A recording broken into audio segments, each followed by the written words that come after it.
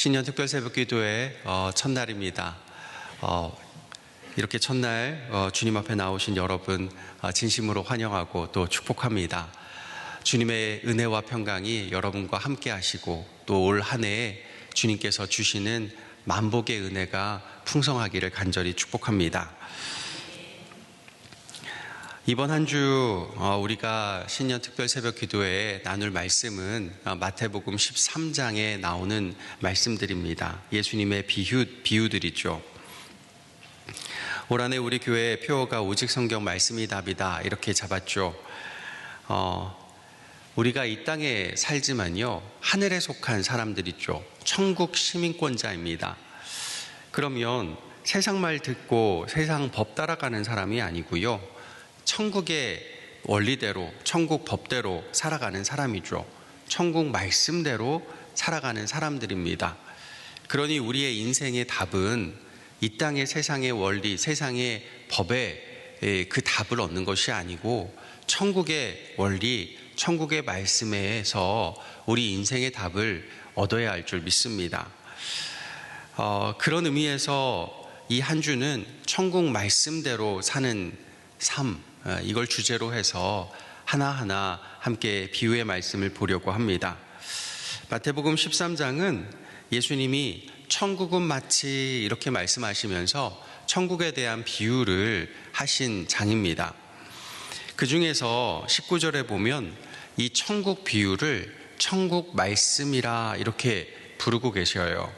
그래서 오늘 6일 동안은 이 천국 비유, 천국 말씀에서 우리 인생의 답을 얻고 천국 시민권자로서 어떻게 살아가야 할 것인가 함께 말씀을 묵상하고 싶습니다. 오늘의 말씀 제목이자 또 말씀의 질문이 이겁니다. 천국 시민권자로서 우리는 어떻게 살아가야 할까요? 여러분, 천국 시민권자로서 우리는 어떻게 살아가야 할까요? 이 어떻게 살아가면 되겠습니까? 여러 가지 방법들이 있고 여러 가지 살아가는 모습들이 있는데요. 그 중에서 오늘의 답부터 제가 말씀 한번 드릴게요. 진실하게 살아가시면 됩니다. 진실하게 살아가야 합니다. 답은 간단하죠? 제가 한번 질문을 해볼 테니까 답 한번 해보시겠어요? 어렵지 않죠? 예, 제가 질문해 보겠습니다. 천국 시민권자인 우리는 어떻게 살아야 합니까? 정답이십니다. 100점이십니다. 축하하십니다. 축하드립니다. 네. 오늘 본문의 비유에서 씨 뿌리는 사람은 어찌된 일인지요? 씨를 뿌리는데 어떤 씨는 길가에다가 뿌리죠. 어떤 씨는 돌밭에 뿌려요. 어떤 씨는 가시 덤불에 뿌립니다. 어떤 씨는 좋은 땅에 뿌리죠. 이 말씀대로라면 좋은 땅보다 나쁜 땅에 떨어진 씨가 훨씬 더 많아요. 나쁜 땅이면 최소한 먼저 땅을 갈아 엎어도 보고 흙덩이도 좀 골라보고 그러고 나서 씨를 뿌리는 게 맞지 않습니까? 그런데 예수님의 비유대로라면 그런 것 하나도 하지 않고요, 그냥 뿌려요. 그러니 씨가 좋은 땅 말고 나쁜 땅에 더 많이 뿌려지는 거 아니겠습니까? 좋은 땅에 떨어지는 건 이 밭의 4분의 1밖에 되지를 않아요. 씨 뿌리는 사람을 탓해야 하는 거 맞지 않습니까? 아니, 이런 농부가 어딨어요. 여러분이 농부라면, 농부일 한번 해보셨다면 이건 말도 안 되는 이야기인 거예요. 씨 뿌리는 사람을 탓해야 될 것 같은데 왜 이런 식으로 허투루 이 일을 하느냐 혼내야 될 것 같은데, 근데 참 오늘 본문 말씀 예수님의 비유를 보면 예수님의 비유 가운데는 그런 말씀이 없어요. 씨 뿌리는 사람도 잘못했다, 그렇게 하지 말아라, 이런 이야기가 없어요. 그런 뉘앙스조차 없습니다. 씨 뿌리는 사람을 예수님이 비난하거나 혼내거나 이런 뉘앙스조차 없어요. 오히려 잘하고 있는 것으로 예수님은 말씀하고 계십니다. 예수님의 이 말씀은 2000년 전 가나안 땅의 파종 풍습에서 나온 말씀이기는 합니다. 실제로 예수님 시대의 파종법은요, 기후와 토양 환경 때문에 경작되지 않은 땅에 먼저 씨를 뿌리고요, 그리고 나서 갈아엎는 일을 했어요. 그러면 씨앗이 흙에 잘 묻히게 되는 것이죠. 이게요, 우리 농사법하고 많이 다른 거죠. 이 토양이 달라서 그래요. 거기는 석회질 토양이라서 물을 머금고 있지도 못하고, 그러다 보니 이 척박한 땅에서 할 수 있는 방법이 이건 거예요. 우선 뿌려놓고 그 다음에 쟁기질을 하는 거죠. 그래서 당시 기록을 보면요, 뿌려진 씨가 땅에 떨어지고 기후를 잘 만나서 좋은 알곡을 추수하는 비율, 그러니까 한 해의 곡식의 농사가 정말 이 기후가 좋아서 풍성하게 열매 맺을 때가 어느 정도냐, 전체의 10%를 넘지 못했다고 그래요. 보통 한 7% 정도, 이게 전체 밭의 7% 정도, 잘해야 11%까지 갈까 말까, 보통 한 10% 정도, 풍년일 때 10% 정도를 거둘 수 있다, 이런 기록이 남아 있습니다. 그러니까 참 척박한 땅이었죠. 우리나라는 이러지 않잖아요. 이게 물도 귀할 뿐만 아니라 석회질 땅에서 이게 쉽지가 않은 거예요. 전체의 10%를 넘지 못하는 이 출수의 밭에서 예수님은 4분의 1을 말씀하셨으니까 우리로서는 뭐 이런가 싶기는 하지만 그들 입장에서는 와, 기적이다, 이렇게 말할 수도 있는 것이에요. 이런 척박한 땅이 예수님이 복음을 선포하신 이스라엘 땅이라는 말씀이기도 합니다. 그리고 하나님 백성이라는 말씀이기도 해요. 또 제자 마태가, 이 마태복음이잖아요. 예수님의 제자 마태가 목회하던 교회와 선교지 사람들의 척박함이 이렇다라는 말이기도 합니다. 오늘 우리의 교회도 이런 척박한 모습을 하고 있고, 우리 마음의 밭조차도 이런 척박한 모습을 하고 있지요. 그렇지 않습니까? 성령의 은혜, 예수님 생수의 강이 우리 안에 충만히 넘쳐 흐르면 좋겠는데 이게 잘 물을 머금고 있지 못해요. 그리고 주변 기후마저 좋지 못하면 10%의 수확량, 이건 말도 안 되고요, 7%도, 우리 밭의 7%도 열매를 맺지 못할 때가 참 많죠. 근데 예수님은 그 정도는 아니라 4분의 1은 된다, 이렇게 말씀하고 계시는 겁니다. 그렇게 척박한 땅에서 농부는 어떠하다고요? 땅의 조건 가리지 않고 씨앗을 뿌린다고 하는 겁니다.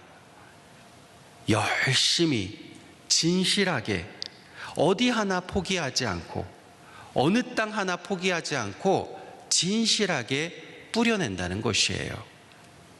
사람들의 밭에 짓밟히고 새들이 와서 먹어버리는 길바닥이든지, 금세 햇볕에 말라 죽어버리는 돌밭이든지, 숨이 막힐 것 같은 가시덤불이든지, 농부는 아랑곳하지 않고 씨를 뿌립니다. 어디선가 좋은 땅과 기후를 만나면 100배의 열매를 맺을 것을 소망하면서 씨를 뿌립니다. 아무리 4분의 1이라고 해도 100배의 결실을 맺으면 4분의 1, 10% 다 채우고도 넘치는 수확을 할 수 있기 때문이죠. 이 착한 농부가 예수님이라는 것은 다 아는 사실이죠. 그렇게 예수님은 그 누구도 포기하지 않고, 너 길가야? 에이, 너한테는 복음 전하지 않을 거야, 이게 아닌 거예요. 그 누구도 포기하지 않고 복음의 씨를 뿌려주셨습니다. 그래서 척박하디 척박한 우리가 여기 있는 것이죠. 주님 안에 있는 줄 믿습니다. 그렇게 복음의 열매가 된 우리도 예수님을 본받아서 진실하게 복음의 씨를 뿌려야 할 줄 믿습니다. 누구도 차별하지 마시고요, 누구라도 포기하지 말고, 희망 잃어버리지 말고, 복음의 씨를 뿌리고 또 뿌리며, 또 오늘 우리에게 주신, 하나님께서 우리의 삶에 주신, 또 우리의 가정에게 주신, 우리의 직장에서 나에게 하나님께서 주신 그 일들, 예수의 사람으로서 예수님의 사람답게 오늘도 씨를 뿌려나가야 할 줄 믿습니다. 그런데 보세요. 3절에 예수님은 씨를 뿌리는 자가 뿌리러 나가서 이렇게 말씀하면서 비유를 시작하시죠. 그리고 4절에 보면 4절 첫 단어 뿌릴새, 이렇게 여기까지는요 씨 뿌리는 자에 대한 말씀이에요. 보통 예수님의 비유 말씀은 가장 첫 번째 단어가 그 비유의 제목이 되곤 하거든요. 그럼 이 비유를 보통 우리는 씨 뿌리는 자의 비유라고 이야기를 하죠. 왜냐하면 씨 뿌리는 자가 이렇게 시작을 했기 때문이에요. 그럼 씨 뿌리는 자에 대한 이야기를 하셔야 되는데, 씨 뿌리는 자는 4절 첫 단어 뿌릴새 하고 끝나버려요. 그 다음 읽어보시면 비유 가운데서 씨 뿌린 자는 사라져 있어요. 나타나질 않아요. 네 가지 땅에 떨어진 씨가 어떻게 됐느냐, 이 말씀만 길게 나와 있습니다. 씨 뿌리는 자는 씨를 뿌릴새, 뿌리고 나서 비유에서 사라집니다. 씨 뿌리는 자가 사라졌는데 좋은 땅에서는 100배, 60배, 30배의 열매가 맺어요. 예수님을 따라서 복음의 씨를 뿌리는 우리는 딱 뿌리는 것까지만 하면 됩니다. 진실하게 뿌리기만 하면 됩니다. 그리고 사라져도 되는 것이에요. 야, 나는 사라지면 나는 뿌리고 싶지 않네. 난 사라지면 뿌리다가 대충 이쪽은 뿌리다가 그냥 대충 어디다 갖다 버려야지. 진실하지 못하면 안 된다는 것이에요. 예수님은 씨 뿌리는 자로서 씨를 뿌리고 사라지더라도 나는 어디든 다 뿌리리라. 나에게 맡겨진 것 다 뿌리고 사라지리라 말씀하고 계시는 거예요. 예수님이 알아서 100배, 60배, 30배로 결실하게 해주실 거니 너는 씨를 뿌리기만 하면 된다 말씀하시는 겁니다. 잠깐 있다 사라지고 썩어 없어질 세상 성공의 열매, 그 열매를 예수님 맺어주시겠다는 것이 아니고요, 성령의 열매를 예수님이 맺어주시겠다 하는 거죠. 사랑과 희락과 화평과 오래 참음과 자비와 양성과 충성과 온유와 절제, 이 열매들이 우리가 지나간 자리, 우리가 씨 뿌린 그 자리, 우리는 사라질지라도 그 자리에 풍성하게 열매 맺게 해주시겠다 하시는 겁니다. 뿌리는 건 우리 몫이고요, 열매 맺으시는 건 주님 몫인 것이에요. 서울의 노원교구의 성당에 계신 전원 신부님이라고 계십니다. 그분이 하루는 어느 여성분에게 이메일을 받았다고 해요. 자폐증을 앓고 있는 아들을 둔 어머니에게서 온 이메일이었습니다.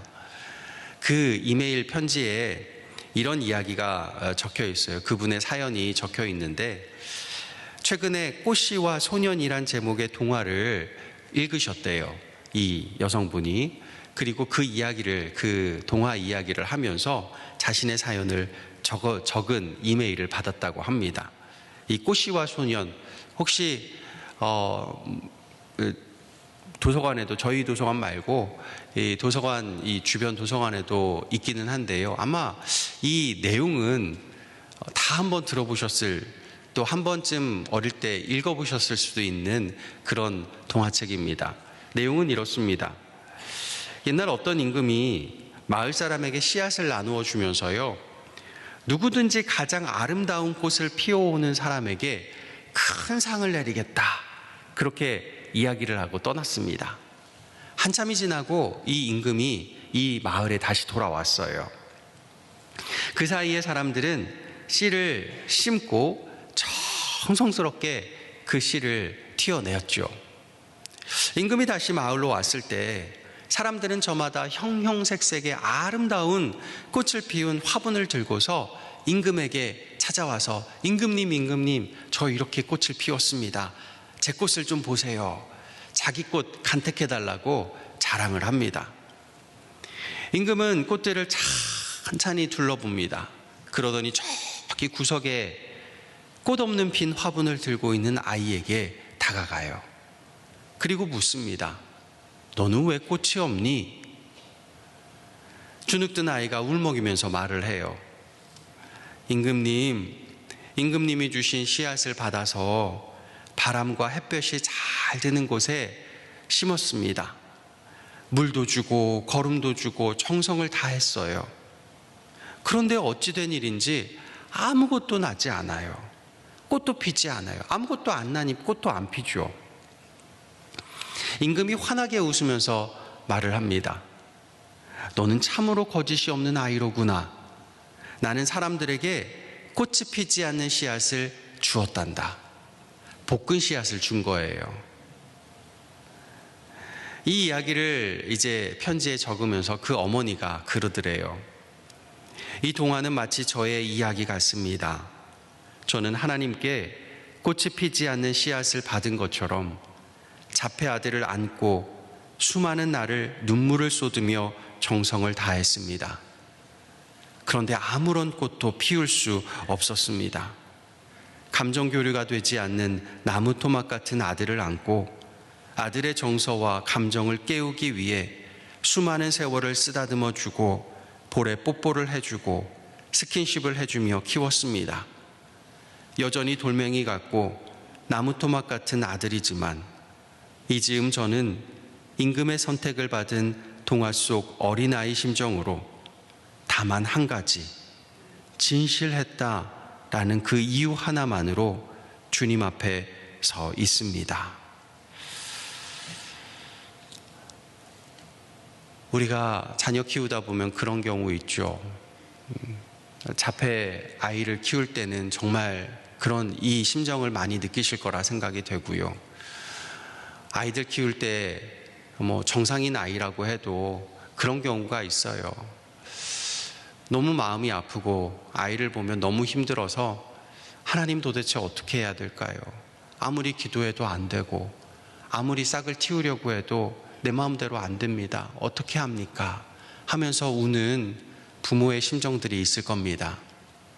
또 때로는 나의 가족 중에 내 남편, 내 아내, 내 부모님 쓰러져서 움직이지 못하고 또 노환으로 몸져 누워 있을 때 아무것도 기억하지 못하고 아무것도 듣지 못하고 살아있는데 살아있는 것 같지 않은 모습으로 누워 있는데 그래도 어떻게든 살려보고자 오늘도 손 잡아주고 오늘도 사랑한다 말해주고 오늘도 손잡고 기도해주는 가정들도 있습니다.